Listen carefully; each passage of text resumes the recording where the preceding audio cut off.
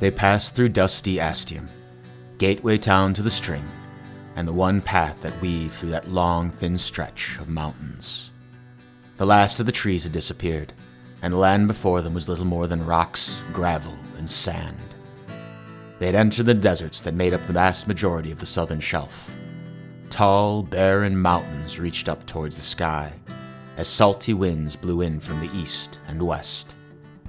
Normally this travel was made via ship, but it was the season of storms. The great wind-swept and moons-born seas would not abide it. They trekked along the lonely road, the one path between Astium and Curfan, gateway to Iron Country. It was a winding road, 20 strides at its widest, and 5 in its least. It ran some 100 leagues in length, working its way through the mountains. The common laborers held tight to their cloaks and cursed as the winds lifted dust up into great spirals. There were even a couple wayfallers among them. 2 merchants rode the few free mounts afforded the small caravan, pulling tight the dirt-marked cloths covering their noses and mouths. Hassam rode his horse with head hung low, indifferently. He shared commission with some 8 guards and the newly appointed constable of stocks. The War of the Burning Eagle demanded iron, and there was iron in the southern shelf. Trotting hoofbeats at his back drew the young man's attention behind him. Constable Galawar approached him on his own horse from the greater caravan that Hassam was leading at the moment. The man came beside him and matched pace. The constable's eyes scanned the mountains that stood over them and around them. "Have you ever seen a goblin, half-son of Roland?" he said, without turning to the young man. Hassam looked at him questioningly as he thought about his times fighting out on campaign.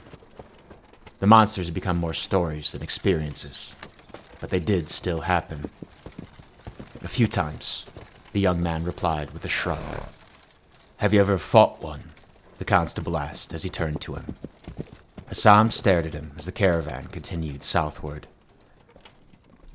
"Early on in my commission, I have. Yes." "Was there a warrior, or just some of the smaller churls?" The young man wondered what Constable Galawar was trying to get at.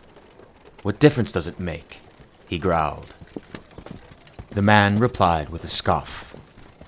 "Oh, there's quite a difference. I lost 3 soldiers to a warrior." His hand ran to the scar across his face and tapped the chainmail shirt across his chest. "It paid me this scar, too, and some broken ribs." Puzzled, Hassam turned his head to where the constable's eye had been searching.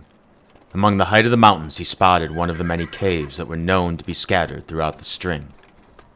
Goblins enjoyed the sun as much as anyone, but in the present age they'd fled more to the shadows and the lands below. The dwarf clans had taken their own actions against them.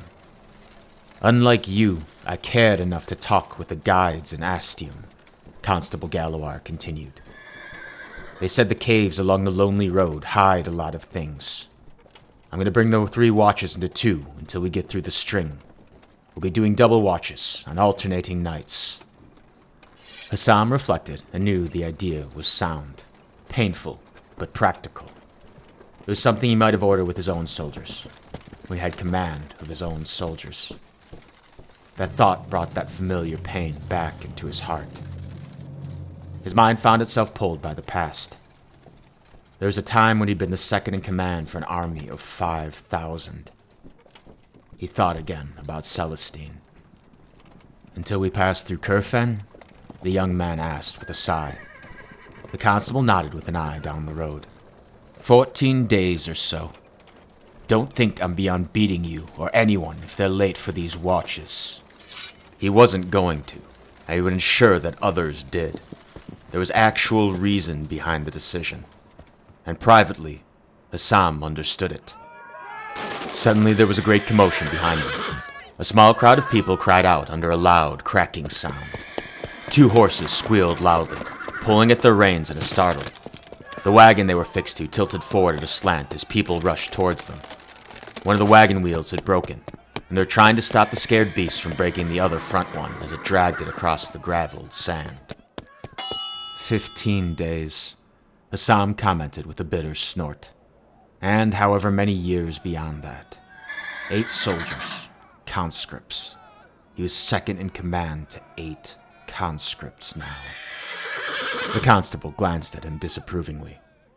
"Ah, by fucking oblivion," he said on his own, before urging his horse back towards the rest of the caravan at a canter. Assam remained behind and alone, about 30 strides distant from the rest of the party. His horse snickered uneasily, and he reassured it with a loving rub against its neck. He watched as the crowd gathered around the wagon. The constable moved among them, barking out orders, reaching for tools, and getting the crowd of people moving. Under his guidance, the group of people rushed to unhook the horses, while others came forward to prop the wagon up on stilts. The young man saw a couple of the guards bringing forward one of the 2 spare wagon wheels they had on hand. As he watched Constable Galawar work, he felt a touch of admiration for him. Assam recalled how the constable stood one watch every night. It was never the one before the dawn, but that was a very minor privilege to afford himself. He had worked under his fair share of pretenders, enough to recognize that he wasn't one of them. The older man knew his trade. A shadow of him wondered what the leader of the caravan was doing among this chaff. What was he doing with such a poor commission to the south? The young man kept his distance, his head flittering between the crowd at his back and the lonely road leading southward. He took in the mountains around them, the clear strip of sky above, and the billowing winds shoving east and west. His thoughts floated back to the further north, to the land of his birth, to Raver. Ever persistent, that heaviness in his heart rumbled a small bit. His whole life had changed so fast. It had been not quite 2 months since it all fell apart. He thought again of Celestine. Half-lordland bastard, too good to help with the repairs. You heard he cheated on a princess, right? How a man do something like that? The words floated to his ears as the 2 dirty wayfallers passed within earshot of him, walking to relieve themselves on the nearby cliffsides. It was just loud enough for him to hear, and quiet enough to deny that they had said it. The words served only to tighten the darkened grass tugging within his heart, and the pulsing fire of his heart burned defiantly hard against it. Fuck them. Fuck all of them. Fuck everyone. Assam grasped the pommel of his sword in a tight fist. It was like it had always been for him. Few understood him, and he'd been banished from those painfully rare ones who had. He didn't belong anywhere. It was called the Lonely Road. He wondered if it was his road. He wondered if it would always be his. He had tried so hard to be better than the expectations laid upon him, but it seemed like all of that had failed. His banishment had no end. What was he now? What could he be now? Maybe all that was left was to be the bastard that everyone had made of him. The young man cast his eyes southward down that long and lonely road, staring hard. He felt something like sickening despair in that moment. Billowing winds from the moons-born and wind-swept seas buffeted the thin mountain range he traversed along, while overhead a thin strip of open sky and a slow-drifting sun offered some paltry warmth to the small group of people below it.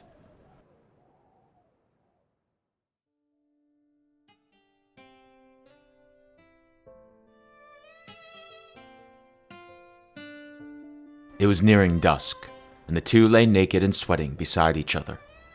Fading dashes of sunlight filtered in from the bedroom windows. The light of the day diminished and grayed. It was only a couple more days until his ordered departure. The room was sparsely furnished, something he cared little about. He was far more interested in what happened on the bed and the princess who had done it with him. Hassan turned to Celestine, staring long at the face that stared back at him, trying to take in every detail. "You're beautiful," he whispered to her. "I know, fair bastard," she replied. It was the 4th year of the war, and the boy had come of age. The woman staring back at him had done the same. Assam had submitted the request to join the battle at the front, and his father had granted it without the slightest resistance. maybe even with a touching grin of pride. "Why'd you come?" he asked her. She smiled mysteriously, guiding the response to her own intentions. You're very pleasant to share. Intense, but considerate. Celestine let out a small, thoughtful chuckle. Like I imagine a warrior. With heart. Hassam's eyes fell to the bare skin pressed against him. Warm. The light dash of freckling on her shoulders. Full breasts and legs, and so much more. Celestine's presence at the castle had surprised him. Her arrival some spare days before his company was slated to depart. She hadn't answered his question, and Hassam wanted to know it badly. You can't have traveled 12 days across country just to fuck a warrior with heart. She ignored him. Why are you going to fight at the front? I'm doing it to impress you, he replied. She shook her head. No. I want you to speak truthfully, fair bastard. Confusion flashed across his face. He had, or he thought he had. Hassam gathered the sense that Celestine was looking for something more, though he could barely guess what she meant by those words. He hadn't given much thought to the matter, only that sitting back at his father's castle was not the place for him. You would truthfully say to me that if I didn't exist, you wouldn't be going to fight. The question felt like a trap, one he didn't want to answer.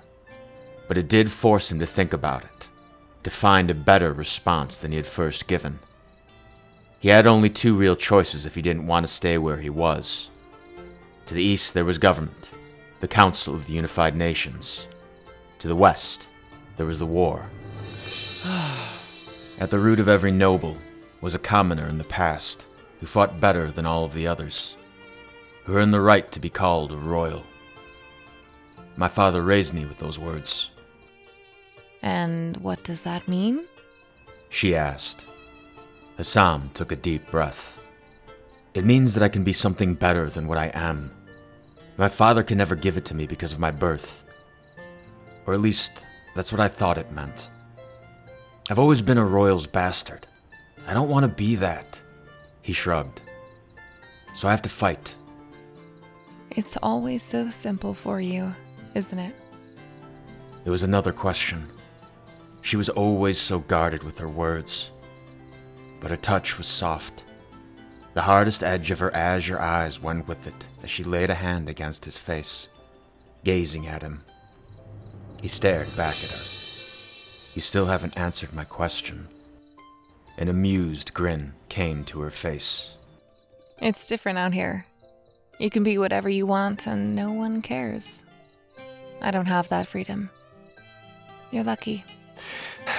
Hassam snorted. Commoners and regular soldiers eye me warily for the influence I have with my father. I stand too far above them. Most full-blooded nobles look down on me for my half-blood parentage. I stand too far below them. You have a place. The grin faded from her face. Her eyes seemed to stare at him in a different light. I hadn't thought about that, she said. No, she hadn't, and few did. Hassam was surprised at himself, at the anger that thought gave him. He still had what he wanted to know. It was the burning question ever in his mind. Am I just your plaything, or is this something more? The touch of softness in her eyes seemed strange to him. How long they stared at him, her hand on his bare chest. Celestine sighed after a time and deflected. Enjoy this for what it is, and maybe it'll happen again. I don't care either way, he lied as his attention ran south of her face. You do have wonderful breasts. She laughed after a moment. I know that too, fair bastard. And still that hand rested on him, her naked body so close to his, and the softness in her usually steely eyes. The sunlight slowly faded away from the windows as the evening stars took their place in the sky. You're very guarded, you know? He whispered in the quiet of his room. She continued to lay next to him for a very long time, silently. He heard her let out a long sigh. I have to be, Assam. She replied, in a voice weighed heavy with a strange exhaustion. It was the first time she'd used his name. It had to be something more, he told himself. In his mind and in his heart, that thought bloomed. Assam lingered in the warm sensation that the thought gave him. His eyes stared to the window of the bedroom, and with it his thoughts. Out there was a new land for him, and a commission to war. Out there was a chance for him to fight better than all the others.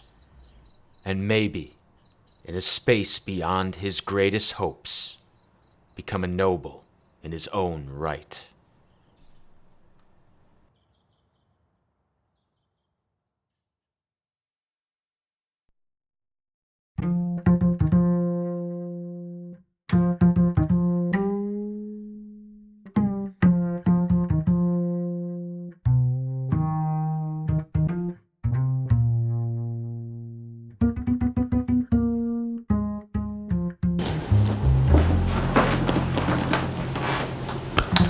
Hello, and welcome back. Thank you for making it this far.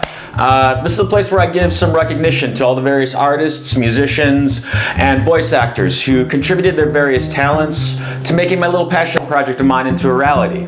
All these videos are basically world builders where I introduce different characters that you'll see again. I give them backstories, and I try to do all the little things that make people more living and believable, and hopefully create better immersion, and all in all, just like do a really good fantasy story. Over the course of these different stories, we'll get introduced to different details about the world itself, history, geography, ecology, political angling, and this of course all leads into the arrival of that great and tragic triumvirate. And this group of three people that, unknowing to themselves, are changing the whole calculus of the world itself, or at least the area of Varyson. And there's a great deal more details and stuff forthcoming. I have stuff about like Corsica's Valley, which hopefully you've seen on the map. I have like the backstory of the goblins, which at least when I've given it to other people, like it's always been one of my favorite stories. Sonar, the Last Fire, and then like the process of what goes into actually piloting a wyvern, among other things that are forthcoming. And I hope you stick with me with them, and check some of those out as they they slowly, and I mean slowly, come out. This is something I gotta I have a real life, unfortunately, that pays the bills. If you've made it this far, I hope you've enjoyed it. And if you have, please like, comment, subscribe. Check me out on Instagram. You can find me at Pablo Americanus at Instagram. I have some information on just the process of putting the art together, plus some other fun costuming stuff. You'll see kind of like this recent Halloween, like I did a sharper version of my alter ego. I think it came out really, really well. But if you don't want to, that's fine. Thank you for watching this far. That's cool. And on that note, hopefully I've talked long enough to give just credit to all the different artists, because I genuinely really do appreciate them. So yeah. Salute.